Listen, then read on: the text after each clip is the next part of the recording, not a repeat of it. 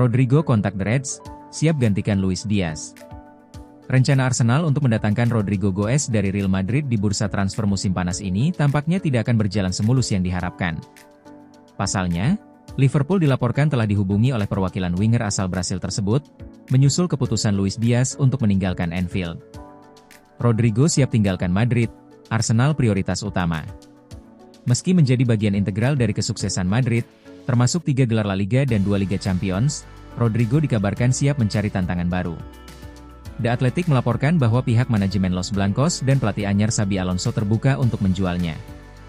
Rodrigo, yang disebut Luka Modric sebagai salah satu superstar kelas dunia di skuad Madrid, lebih memilih melanjutkan karirnya di Eropa ketimbang pindah ke Arab Saudi. Ia diklaim memberikan prioritas absolut kepada Arsenal.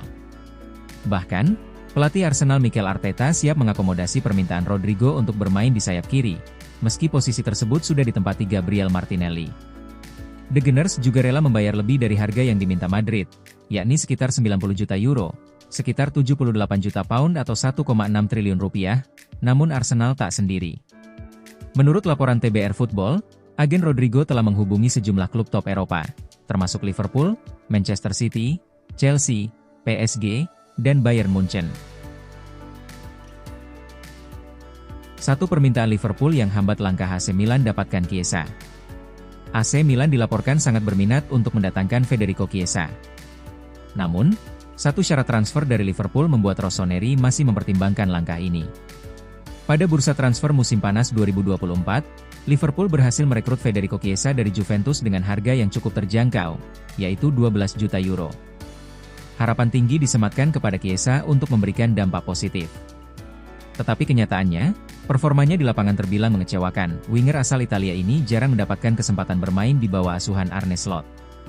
Ia hanya tampil dalam 14 pertandingan selama musim 2024 hingga 2025, mencetak 2 gol dan 2 assist. Persaingan yang ketat dan masalah kebugaran membuat Chiesa tidak menjadi pilihan utama dalam susunan pemain klub beralias The Reds. Karena situasi ini, pada bursa transfer musim panas 2025, beredar kabar bahwa ia mungkin akan meninggalkan Anfield. Chiesa, yang merupakan putra dari legenda Italia Enrico Chiesa, mengakui bahwa ia ingin mendapatkan lebih banyak menit bermain. Menurut jurnalis Italia, Ciro Venerato, melalui pernyataannya di Rai 2, Milan telah menunjukkan keseriusan dan melakukan kontak serta pertemuan dengan Liverpool. Namun, syarat yang diajukan oleh The Reds membuat Milan belum bisa melanjutkan langkah mereka. Liverpool bersedia meminjamkan Chiesa ke Milan, tetapi dengan kewajiban pembelian di akhir musim. Masalah timbul karena Rossoneri tidak ingin mengambil risiko dengan jumlah yang besar jumlah. Napoli resmi ajukan tawaran untuk Darwin Núñez, The Reds justru jadi bimbang.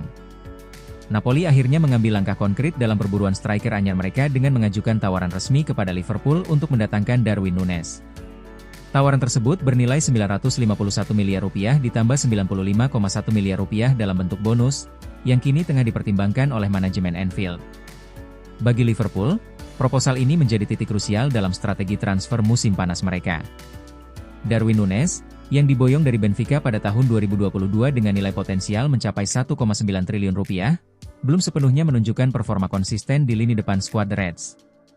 Meskipun penyerang asal Uruguay itu telah mencetak sejumlah gol penting, ketidakstabilan penyelesaian akhir membuatnya belum mampu menjadi ujung tombak yang diandalkan secara penuh. Anggaran belanja klub yang telah melebihi 4 triliun rupiah mendorong manajemen untuk mempertimbangkan pemasukan dari penjualan pemain dan Darwin Núñez termasuk yang dipertimbangkan.